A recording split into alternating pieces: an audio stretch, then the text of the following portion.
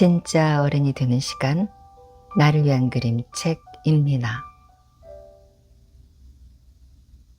마음의 여유가 웃게 만든다. 아름다운 책.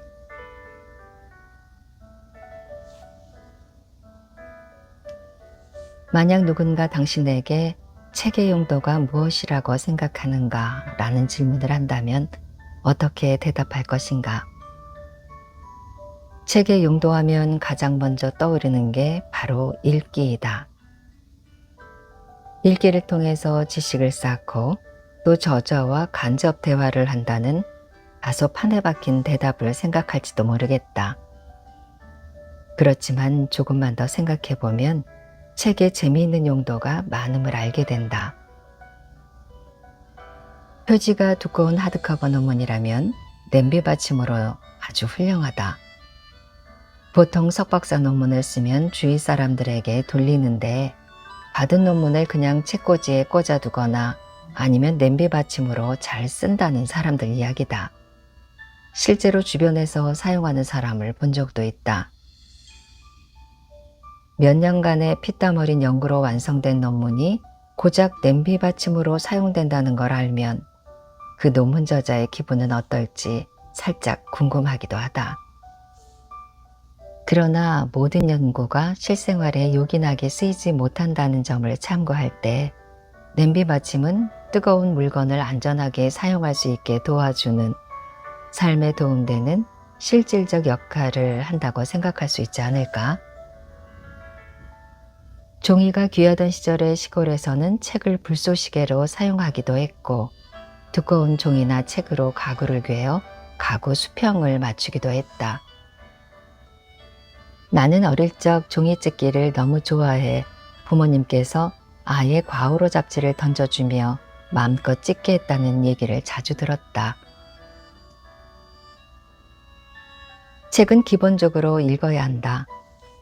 그런데 두껍고 어려운 책을 읽기 시작하면 신기하게도 잠이 쏟아진다.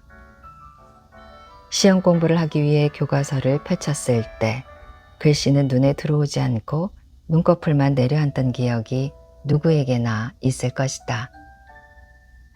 유명한 명작들을 한번 읽어야지 하고 펼쳤다가 중간에 잠이 드는 바람에 끝내 읽지 못한 기억도 있을 테고. 나는 잠이 오게 만드는 이런 책들이 사람의 수면을 돕는 아주 좋은 책이라고 생각한다. 요즘 잠자리에서 스마트폰을 하느냐 수면 시간을 놓치는 사람이 많다고 하는데 그런 사람들에게 어렵고 두꺼운 책 한 권 선사해보자. 한 페이지를 읽기도 전에 잠에 빠져들 테니 말이다. 클로드 부종이란 작가도 책에 대해 재밌는 생각을 한 것 같다. 아름다운 책이란 그림책은 책을 발견한 토끼 형제가 과연 책이란 무엇인가에 대해 서로 이야기를 주고받으며 시작한다. 토끼 형제는 발견한 책을 보면서 자신들이 주인공이 되어 하늘도 날아다니고 공룡도 때려눕히며 사자와 여우도 훈련시키는 영웅담을 보며 서로 재미있어 하던 찰나 위기 상황이 발생한다. 책에 빠져있던 토끼 형제를 향해 여우가 다가오는 것이다. 토끼 형제는 절체절명의 위기 상황에서 책으로 여우를 때린 뒤 여우의 입에 책을 물린다. 이렇게 해서 목숨을 구한 토끼 형제는 역시 책은 좋은 것이라며 다음에도 재미있고 튼튼한 책을 구해야겠다고 다짐한다. 사실 제목만 놓고 봤을 때는 단순히 책을 예찬해야 하는 이유를 아이들에게 알려주기 위해 쓴 책이라고 생각했다. 그러나 마지막 페이지를 다 읽고 나니 왜 아름다운 책이라는 제목이 지어졌는지 알 것 같았다. 단순히 읽는 것으로 끝나는 게 아니라 토끼 형제의 목숨을 살려준 고마운 책 아닌가. 게다가 토끼 형제가 여우에게 책을 휘두른 건 우연이 아니었다. 책을 읽는 동안 토끼 형제는 하늘도 날아다니고 공룡도 때려눕히며 사자와 여우도 훈련시키는 다양한 경험을 통해 자신감을 키우고 있었다. 이런 자신감이 토끼 형제에게 먼저 생겼기에 여우에게 책을 휘두를 수 있었고 또 여우의 입에 책을 물릴 수도 있었던 것이다. 아름다운 책은 단순히 읽는 것이라는 딱딱한 생각만으로는 웃음을 줄 수도 웃을 수도 없다는 걸 우리에게 말하고 있다.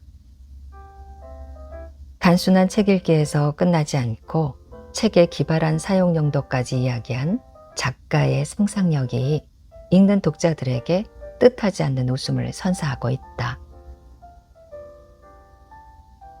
어린아이들에게 책을 건네줄 때 책이 손상될까봐 걱정하는 부모들이 꽤 많다.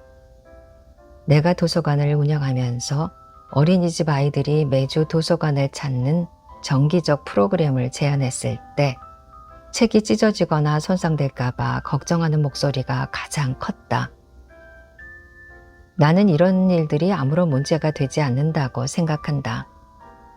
어지럽게 흩어진 책은 정리하면 되고 찢어진 책은 테이프로 붙이면 되고 그것도 어렵다면 재구매하면 된다고 생각하기 때문이다. 우리 아이가 어렸을 때 팝업북을 사다 주면 잡아당겨서 뜯어진 책들이 꽤 많았다. 물론 그때는 어렵게 구한 팝업북이 찢어지는 게 몹시 속상하긴 했다. 아마 지금보다 마음의 여유가 없어서 그랬을 테지만 사람에게 틈이 있다는 건 여유가 있다는 의미이고 그 여유가 비로소 사람을 웃게 만든다. 유대인들은 책이 달콤하다는 걸 자녀들에게 가르치기 위해 책에 꿀을 발라 먹게 한다는 이야기가 있다. 일본 영화 러브레타에서는 도서관에서 빌린 책이 서로의 존재를 알게 해주고 세렌디피티라는 영화에서는 이름과 연락처가 적힌 책을 팔아서 사랑하는 사람의 손에 들어가길 바라는 장면도 있다. 비단 책만이 아니다. 마음의 여유만 있다면 웃을 수 있는 일들이 우리 주변에는 참 많다. 내가 아이였을 때 책을 찢는다고 혼났던 그 에피소드만 있었다면 우리 부모님은 그 얘기를 더 꺼내지 않았을 것이다. 그러나 과호로 잡지를 던져주며 마음껏 찢으라고 했던 우리 부모님의 그 당시 마음의 여유가 두고두고 웃을 수 있는 에피소드를 만든 것이다.